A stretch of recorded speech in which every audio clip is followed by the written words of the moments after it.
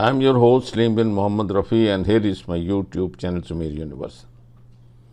I have word of caution, and I think the time is running out to accept this civilian supremacy and stop this nonsense and experimentation, which for the last 75 years the army personnel in one way or the other have been playing around with this, and now with they have destroyed with 27 amendments in the constitution. You can see that nothing on the spirit or even I think the clauses of actual constitutions has been left intact.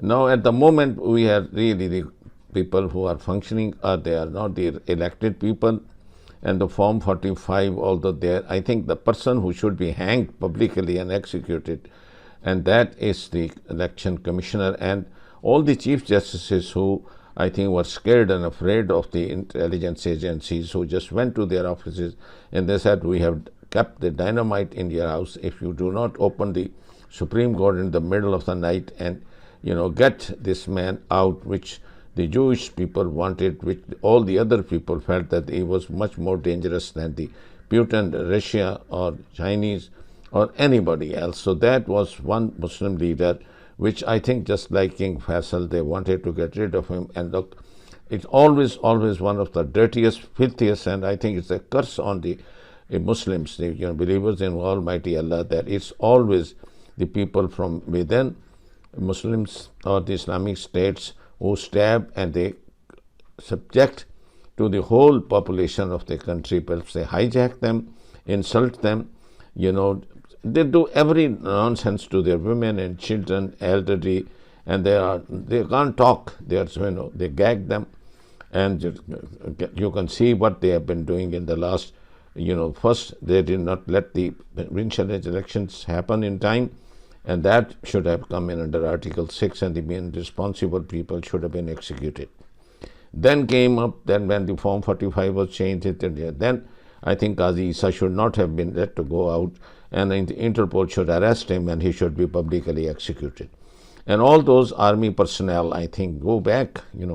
It's nonsense to start with the present person. It is just a continuation of the one, because once you set up a precedent, which Ayub Khan did it, and the people didn't do anything about it, it's exactly going to happen now. And no matter what the liars do, no matter what the parties do, now you can see that how this man has abandoned so cleverly. It's used in the used People Party, MQM, and now they have no rights in their promises. They will cease to exist, and made them sign so that you made them naked, took their clothes off in the same assembly. This thing that with that they did it to Bajwa, and it's a time of extension that he could not, and they summoned him, and there nobody is going to do this thing now. And now I think we'll pay through the nose, both the one who got the exemption for the whole life, the president, that another ticket seller, the dirtiest, the filthiest, the robber, the gangster, and now the present man.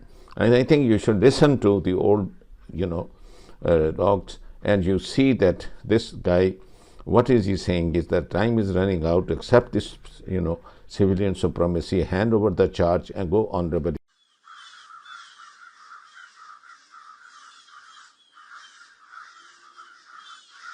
The IMF found that a narrow coalition of political dynasties, business lobbies, bureaucrats, and security elements has captured the state, bending laws and institutions to their will.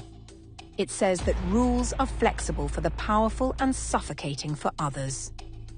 According to the report, state-owned enterprises, SOEs, make up about 12% of GDP, controlling assets worth nearly half the economy, yet are plagued by opaque procurement and political interference.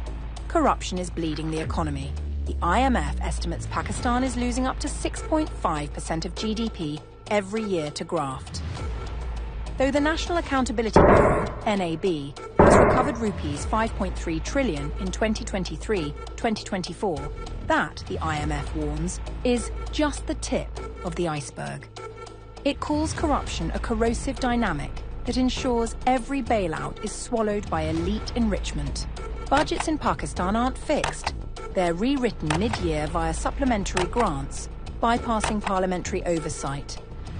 The IMF points out that in 2024-2025, over rupees 9.4 trillion in federal spending was approved retroactively, nearly 5 times the prior year. These reallocations often go to politically motivated projects, leaving half-built bridges, schools, and broken promises. A shocking revelation: Pakistan's tax-to-GDP ratio is among the lowest globally, not just because of evasion, but deliberate waivers. The IMF says as much as rupees 4.6 trillion annually is waved off for powerful agricultural barons, energy lobbies, real estate cartels, and select industries, almost 4.6% of GDP. This foregone revenue could transform lives, but instead funds elite exemptions, widening inequality. Industrial cartels, sugar, cement, and more, are not just business. They're power players, rigging markets to extract profit. The IMF notes politically connected mills collude on hoarding, price collusion, and use subsidies, harming consumers. These are unions of the powerful capturing regulators, while ordinary people pay the price. Enforcement agencies like NAB and FIA are supposed to fight graft, but the IMF says they're fragmented, selective, and ineffective. Rather than genuine justice, these bodies are weaponized for vendettas, with low conviction rates and no strong asset verification for the elite. This ecosystem of impunity ensures accountability remains a farce. The judiciary, according to the report, is among one of the most corrupt sectors, plagued by delays, backlogs, and political pressure. Their system turns justice into a privilege, where only the powerful win. The IMF doesn't just diagnose, it warns. Without a 15-point reform agenda addressing transparency, SOE privatization, tax reform, and independent oversight, Pakistan risks perpetual bailouts, while the elite keep profiting and the poor keep paying. As Brief.pk puts it, this isn't just corruption, it's existential. The report is, in effect, Pakistan's own confession. Ignore it, and collapse may follow. And here's the truth no one wants to say out loud. This IMF report isn't an audit. It's an obituary being written in real time. A country where cartels write policy, judges sell time, and budgets are scribbled behind closed doors cannot survive another cycle of denial. Pakistan is standing on a fault line, shaking, and the elite are still dancing on it. The IMF has handed the nation a mirror. If the system doesn't shatter now, the country will, because the next bailout won't rescue anyone. It will simply bury what's left. एक interview जो कि Jerusalem post ने हरबयार मरी का किया है, जो कि कमांडर हैं बलोच लिबरेशन आर्मी के, उसमें उन्होंने कहा कि जिस तरह इजराइल सपोर्ट करता है कुर्दिश इंडिपेंडेंस को और जिस तरह वो समझते हैं कि उनको इंडिपेंडेंट करने के लिए एक एक्टिव सपोर्ट देनी चाहिए इजराइल को, उसी तरह एक इंडिपेंडेंट बलूचिस्तान के लिए भी इजराइल को हेल्प करनी चाहिए। और अगर बलूचिस्तान आज़ाद होता है तो we are ready to have diplomatic ties with Israel. Further वो क्या कहते हैं? कहते हैं कुर्दिस्तान की तरह अगर रीजन में पीस चाहिए, स्टेबिलिटी चाहिए और दुनिया में पाकिस्तान का जो न्यूक्लियर आर्सेनल है वो बहुत बड़ा जो ग्लोबल थ्रेट बनता जा रहा है, उससे बचना है तो आपको बलूचिस्तान की कॉज को सपोर्ट करना पड़ेगा। एक और इसी तरह के एग्जाइल में लीडर हैं बलूच, खान सुलेमान दाऊद, वो क्या कहते हैं? और द टावर एक जरीदा है, उसने इन्हें कोट किया है। वो साफ कहते हैं कि दुनिया के अपने इंटरेस्ट होते हैं, आपका ये है कि Iran should not stay nuclear और पाकिस्तान वीक होना चाहिए क्योंकि वो भी न्यूक्लियर आर्सेनल है, तो हमारा भी इसमें इंटरेस्ट है, हम भी इंडिपेंडेंस चाहते हैं। अब ये जो अलाइनमेंट है between Baloch leaders and Israeli strategic interests, ये ब्रॉडर जियोपॉलिटिकल कन्फ्रंटेशन का बायस बनेंगे। दिस इज़ वाई आप आजकल देख रहे होंगे कि इस रीजन में बहुत ज़्यादा मिलिट्री टू मिलिट्री डिप्लोमेसी हो रही है.